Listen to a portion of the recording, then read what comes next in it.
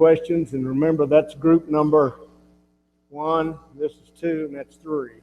So if I ask a group to answer, I appreciate you.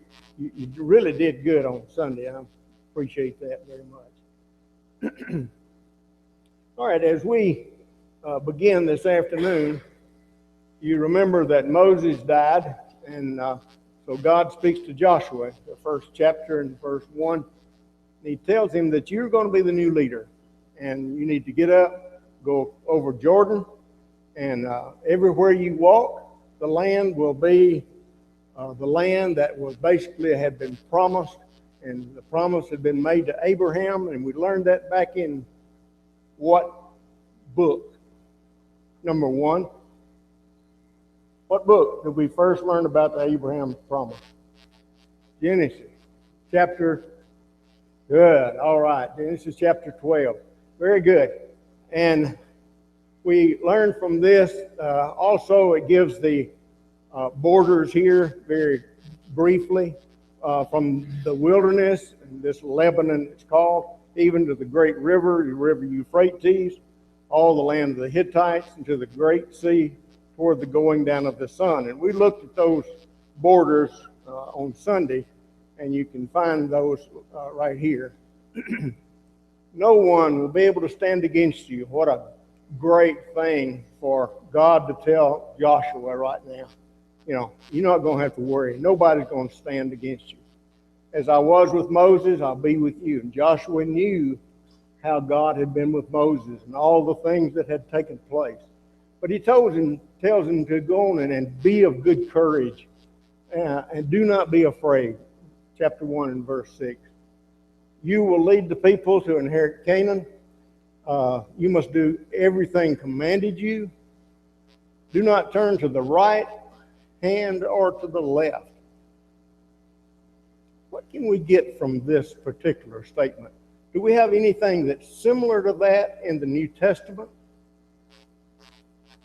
Group number 2. Do we have anything similar to that in the New Testament? Don't add to it or take away from it. Find that in the book of Revelation. Exactly right. So this is basically the same thing that God is telling Joshua. Don't turn to the right, don't turn to the left, but to keep everything that's commanded you. Well, that tells us a little bit more, doesn't it? That you are to do those things that are commanded. Same thing goes for us today. Exactly. You must not turn to the right or left. You will succeed if you're guided by what is written in the law and you obey it. This is the different areas where the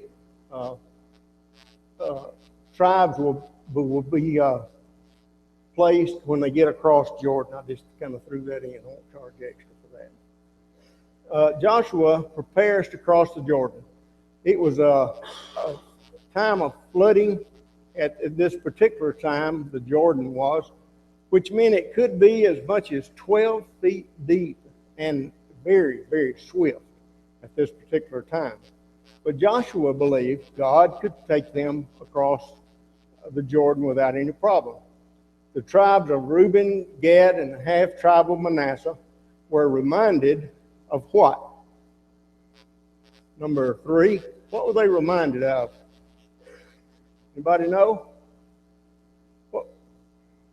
Say it again. All right. They promised to go over and help the tribes take the west side of Jordan. And that way they could keep their land on the east side of Jordan. Just those 2.5 tribes would be staying on that side. The tribe of Reuben, Gad, and the half-tribe of Manasseh. These tribes had chosen land on the east side and had been granted by Moses. Was there any controversy when they first asked Moses about staying on that side of Jordan? Do you remember if there was anything that was said by Moses at that particular time about them wanting to stay over there? Anybody know that? I'll just open that up to everybody. You may remember that Moses kind of chided them for wanting to stay over there because he thought they didn't want to go and help take the other part of the land. They said, no, that's not what we mean.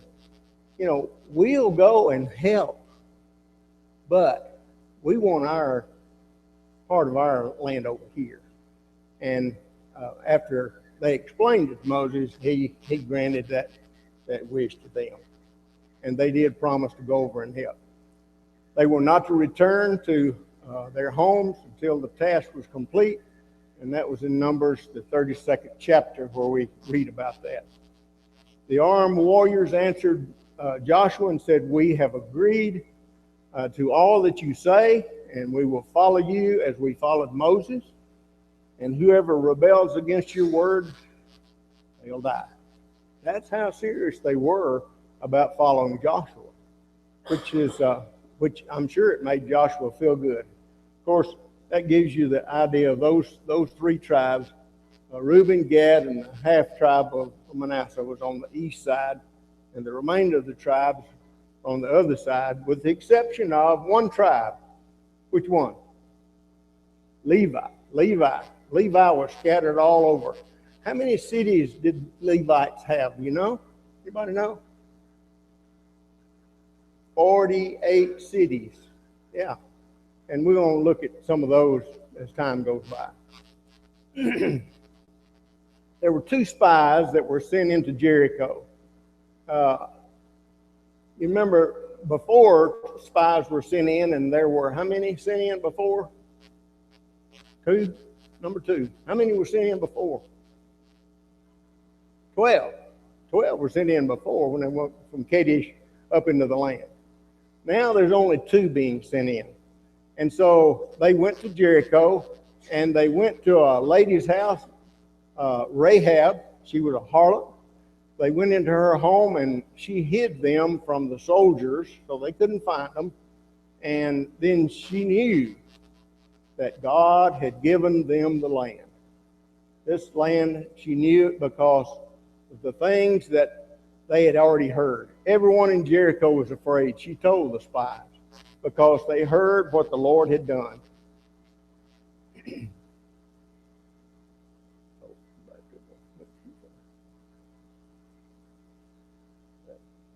All right. They knew that the people of Jericho knew what God had done as far as the Red Sea in drying it up so that Israel could cross on dry land. Now, how would they hear about that? Weren't all of the Egyptians killed? Were all the Egyptians killed? Anybody know that? No, they were not. All of the army a lot of them were slaughtered, but sure, there was probably some that made it back to tell what was going on, and I'm sure God wanted them to do that, to let the other people in Egypt know just what kind of God they were dealing with. And so, but they'd also heard about the defeat of Sihon and Og.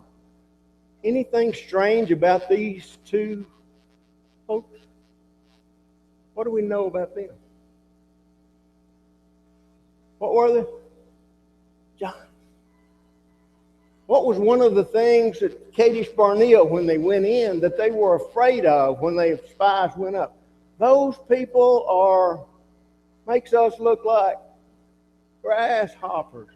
They look like giants in our eyes. And now the first ones they come to are land of the giants. And they took them with God's help with no trouble.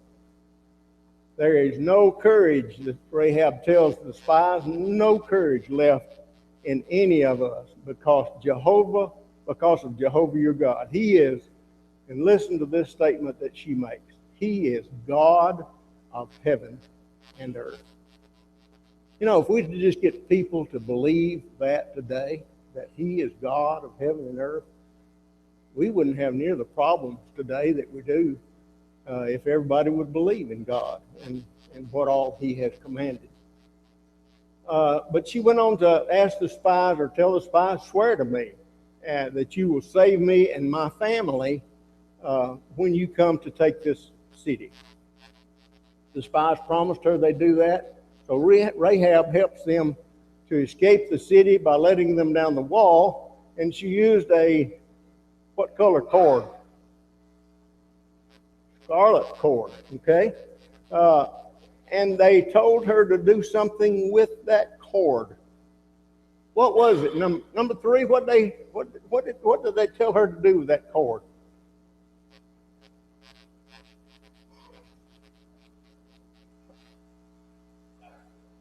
Tie it to the window and leave it hanging when they come to take the land, so they would know where she was, okay? And that way they would not bother her or her family that was in that place. She told them to flee to the mountains. Don't go to the river. That's where they'll expect you to go. All these soldiers, they're going to head after you.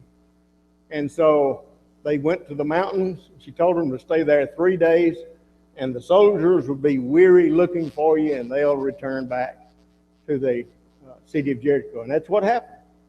They returned to the camp across the Jordan and reported back to Joshua exactly what had taken place. The spies told Joshua, truly, the Jehovah has delivered the land into our hands. How different was this from the first spies? Boy, totally different, isn't it? The first ones, there was 10 of them said, we can't do it. Only 2 said they could. Here, both of these that had gone, Jehovah has just laid it out in our hands. Joshua prepares for the crossing by sending officers throughout Israel, throughout the camp, to tell them it was time to pass over Jordan. So early the next morning, Joshua led Israel closer to the Jordan, but he stayed there 3 days before they crossed. The area across the Jordan from Jericho, that's where they was before they crossed over, was a plain that extended about 6.5 miles. So they had a pretty good area on the east side of Jordan where they kind of were camped there. And this kind of gives you an idea of about what it may have looked like on the east side of Jordan. Jordan at flood stage is a pretty rough looking place, not able to stand very easily at all. And you picture small children and animals and women and so forth trying to cross something, even at flood stage especially, they would have a lot of trouble trying to get across this Jordan. The priests were to lead the way to the Jordan carrying the Ark of the Covenant. The people were to stand back somewhere around 3,000 feet and watch. About 3,000 feet. How far is that from here? Anybody got an idea? I lived here when I was young, so I know, from here to the cemetery up here is about a half a mile. It was a little bit further than that, basically. That's how far Israel stayed back to watch. Now, what could you see that far away? You ever thought about that? Over a half a mile away. You didn't think you could see very much, right? Well, the thing is, I'm going to show you what you might be able to see, or at least tell you about it. So God told Joshua, today Israel will know I am with you as I was with Moses. They're going to know it today. The priests were told to go into the Jordan. When you get to the brink of it, you stand there, and here's what's going to happen. Hereby you'll know that God is among you. He will drive out your enemies. The priest's feet rest in the waters. The waters will cut off and stand in one heap. So they're going to be on your right side. They're going to stand up in a heap. But the waters on down below, they're going to flow on down. But you notice that it says that they're going to back up the waters all the way to Adam. Now this is kind of hard to see, but this is approximately where they would cross. And this is represented by the water. What we don't realize a lot of times is just exactly how tall that water might have been. It could have been as much as 150 to 300 feet high. Now, could you see that a half a mile away? Absolutely. You could see a big wall standing up that high and the water going back. You could see that very easily. That let the people know somebody's in control here, and it's not just Joshua. The water before them flowed on down, so there wasn't anything to their left side. It went on down to the Dead Sea, as it normally does. The Israelites crossed over against Jericho. The soldiers from Reuben, Gad, and half tribe of Manasseh passed over, and they had 40,000 armed soldiers that crossed over. Well, wait a minute. What about their people on the east side of Jordan? What about them? Number 3, what happened to those folks? Their wives and their children? Anybody there for them? They just leave them to fend for themselves? What about it, 2?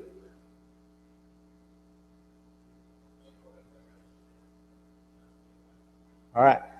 Enough stayed back to guard everything, to take care of the families and to guard them in case any enemies come in. We don't hear of anybody coming in, but there were some that stayed there, that they were warriors as well, but they didn't go across.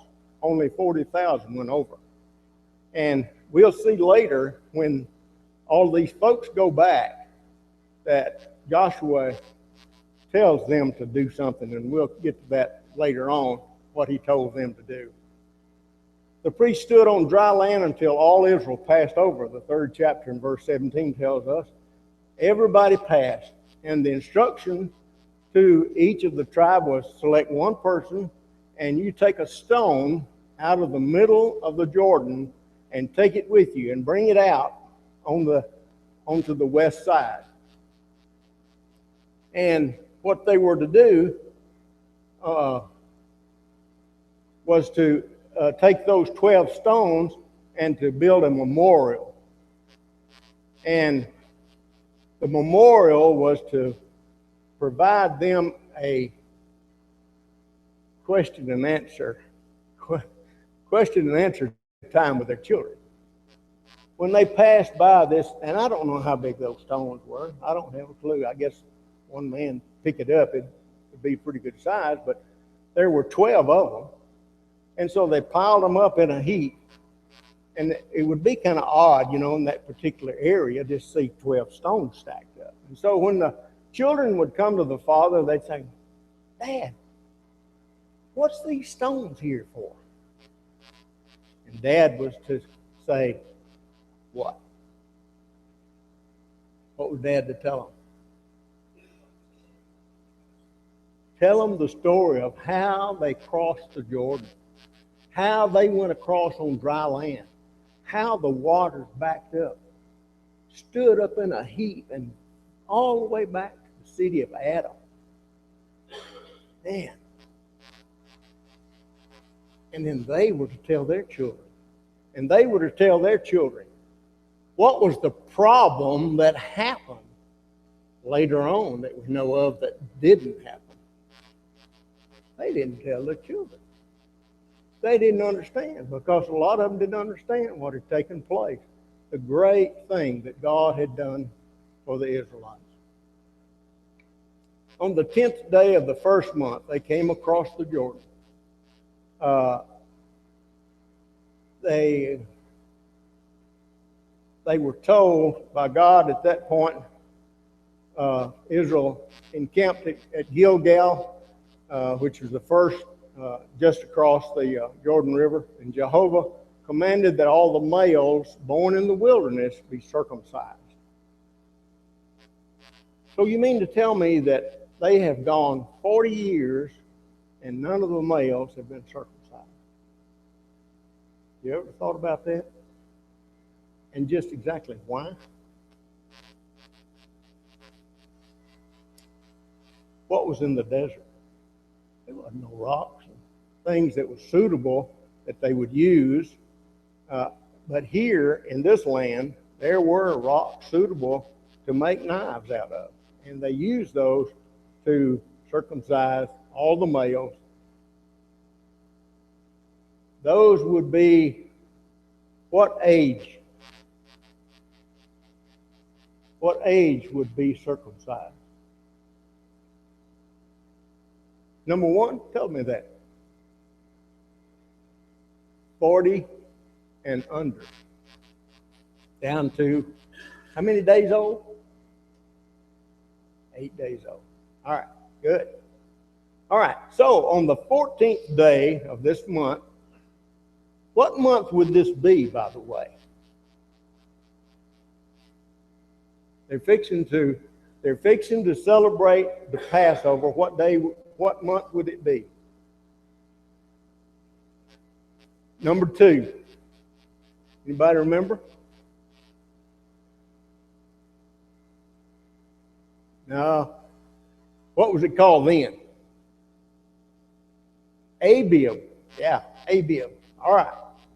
Just checking y'all out. See if y'all been paying attention while Tim and Wayne and all them was teaching y'all. All right. All right. So it had been about 41 years since the first Passover. Anybody disagree with that? You think it would be 40 or 41 since the first one? When was the second one done? Number one. When was the second Passover observed? At Sinai. That was the second one. How long has it been since Sinai? 40 years since Sinai. So this will be the 41st, the way I count it anyway, the 41st Passover, 34th year since the first Passover. The years of wandering in the wilderness are over. They are now settled in at Gilgal. And looking at where Gilgal is it starts out just across the Jordan. It very possibly changed on further to the west after this. And as we look at 2 Kings, the second chapter here, it tells of when Elijah and Elisha were at, it says that they went, Elijah went with Elisha from Gilgal. And Elijah said unto Elisha, tarry here, I pray thee, for the Lord hath sent me to Bethel. And Elisha said to him, as the Lord liveth, and as thy soul liveth, I will not leave thee. So they went down to Bethel. That makes sense? All right? Let's look at that. Here's Gilgal right there. We know they was right across Jordan. All right? So there may be another Gilgal right up in this particular area. And if Elijah and them was at that Gilgal there, right there, you could understand them going down to Bethel, which would be just a little bit away from there. Okay, and that's probably the reason that some of the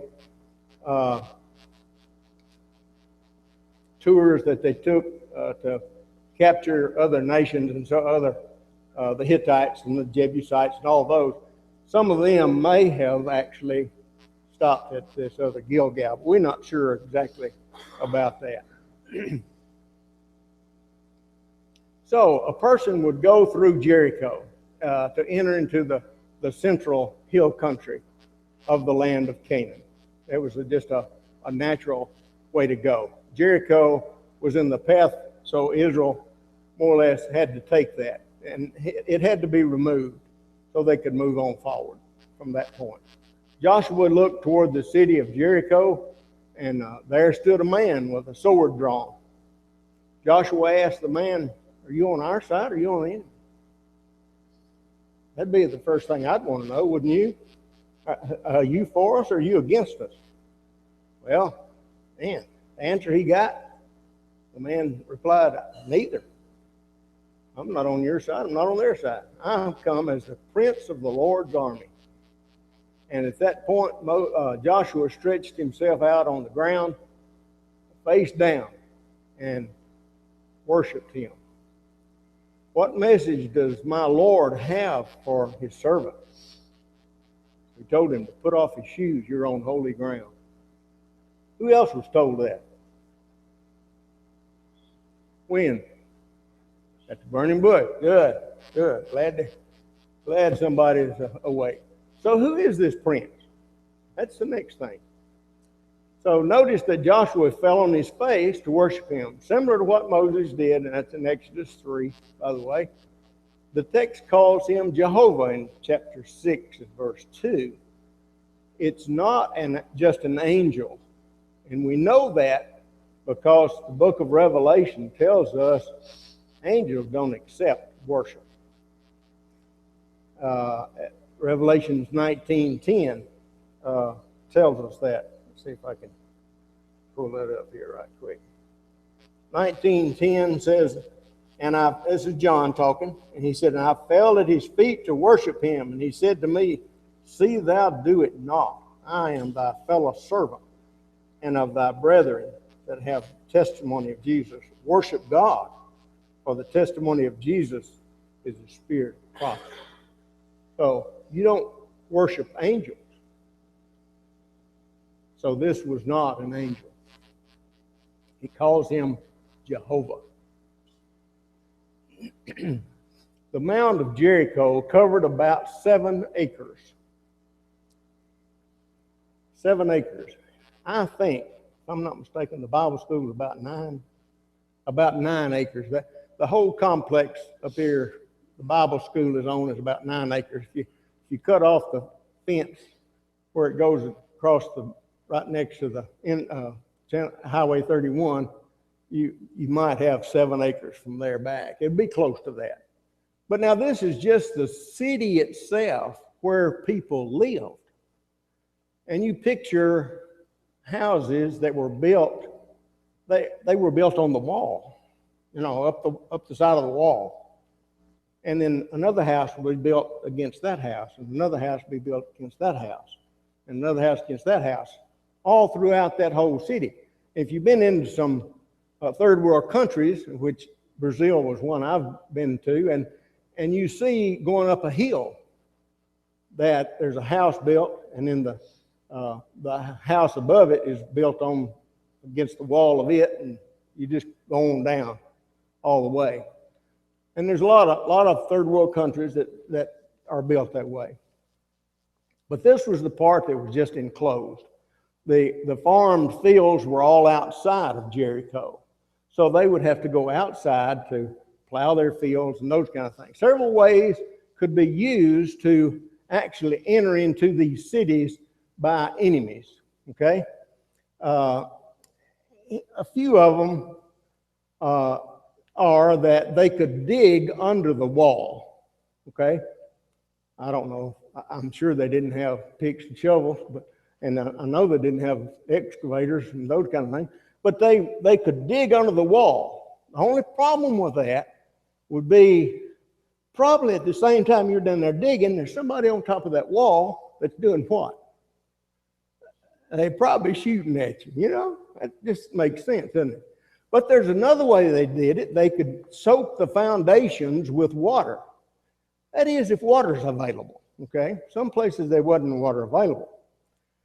Some of them used ladders to go up, scale up to the top to enter a city. Some of them used a ramp to get into the top. And that means that they would bring dirt and pile it up, and dirt and pile it up, and pile it up until they had a complete dirt ramp built all the way to the top. And then they could run up that ramp to get up over the wall. They also had battering rams. A lot of men get a hold of a big piece of timber and run against the gate. You've seen that before.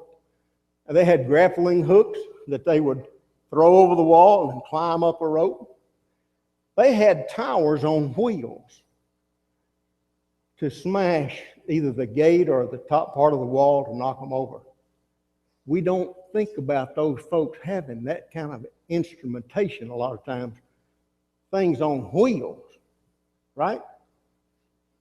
Well, they did have it. There we go. Oh, went too far. Here you see a relief, and these are some tablets that have been found that show some things that took place around capturing different cities. And you can see here, these guys had their bow and arrows, but they also had a shield that they stood behind that they could shoot arrows at those guys up on top up there to kind of discourage them from shooting back at them, I guess. But here is that tower. Actually, you can see it. It's got wheels on it right there, and they'd actually made a ramp for it to go up, and it's got a pole that sticks out to hit the top part of the. This was done hundreds and thousands of years ago and chiseled into stone. So we know these kind of things happened back then, see? And children need to be able to see some of these things sometimes. You know, we just don't understand how they could destroy a city sometimes. And this is just one of the ways. This is not the way that Jericho was taken, by the way. But you also see here they were digging under the wall. See that? And so those are the kind of things that were available. And here's a ladder going up where they were climbing up to get over as well. And these are all reliefs. I think, if I'm correct, those were in the Turkish Museum. If I'm not mistaken, I think that's where those were from. But Joshua calls the priests and tells them instructions, and the warriors in chapter 6, verse 6. And the priests were to take the Ark of the Covenant, and the priests also, 7 of them, had horns that they blew as they went around. The men of war were to go in front of the priest, and then the priest, and then some more warriors behind. Go around once each day for 6 days. Do not make a sound, except for what? Number 1. What sound was to be heard? Have you ever heard a horn out of an old cow horn? Some of you have. Some of you go back that far, I know. But anyway, those are the kind of things, or ram's horn probably for them anyway. But those are the kind of things that they heard as they went around. Nobody talked. Nobody. They were not to say a word. But those horns just blow. Can you imagine those people inside Jericho as they stood on the wall and what in the world are they doing? Just walking around, you know? And it would kind of lend you to think that. Everything in this city was going to be dedicated to God. They were not to take a single thing from this city for themselves. It was the first fruits of the land. Who else was dedicated to God as kind of like first fruits? Anybody remember? Who?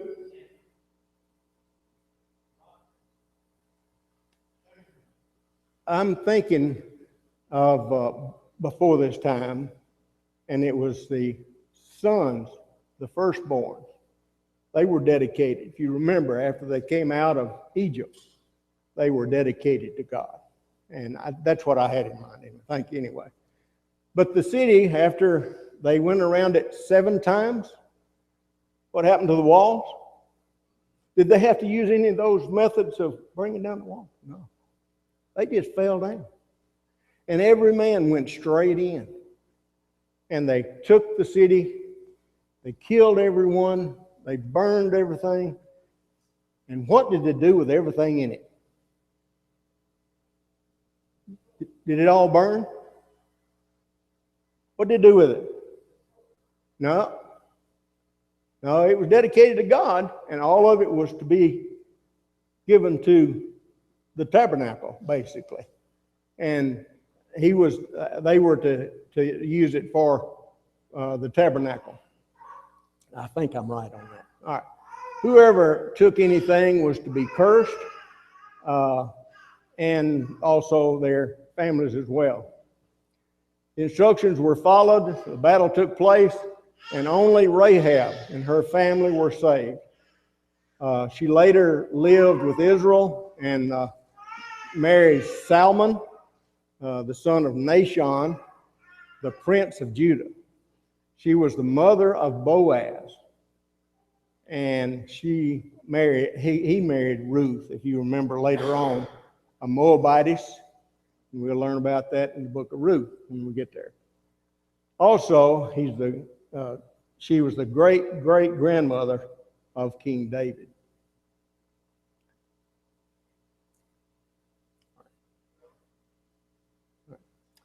They had conquered the cities on the east side of Jordan, but Jericho was the first in the land of Canaan. God told Joshua the same thing was to be done to Ai, which is another little city. They are to be conquered, that along with Bethel, I think at about the same time. They took Ai first and then went on to Bethel. I think that's correct. But the problem was when they went to Ai, what happened when they got to Ai, number 2? They had lost the battle. Why did they lose it, number 1? Sin in the camp. That's exactly right. Someone had sinned. And so, boy, Moses, he had a come apart, is what we would say today. Whoa, wait a minute. This little city, and they beat us. What is people going to say? Well, the problem was someone had taken something from the city of Jericho. And that man's name was what? Number 3. Anybody remember that man's name? Achan. It was finally pointed out that he was the one, and so he was destroyed, and all of his family, and what a time. He had taken some things from the city. The spoils of war could make one very rich, and Achan knew that. Those things that he had taken were very valuable. And as all these wars start to happen, and they start taking all these different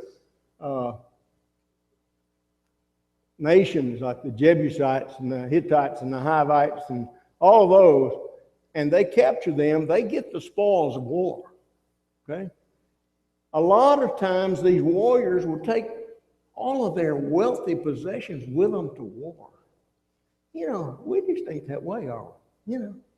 I don't know why they did that back then, but that was true. And we even read about some of that later on, about some of the shrouds that they had on their camels of solid gold and things like that, And man, there's folks even in America that would kill to get gold, They do for a lot less than that, even as far as that goes. But the spoils of war could make one very wealthy. The term denoted meant that everything was holy and dedicated to God in the city of Jericho. But it was all dedicated to him. Okay. Have we got any questions? I think I've got through it all.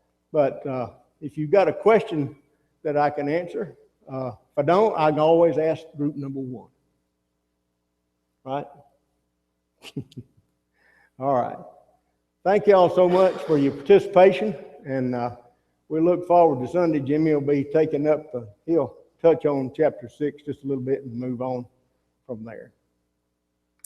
We're just about out of time, and appreciate the participation tonight. Thank you.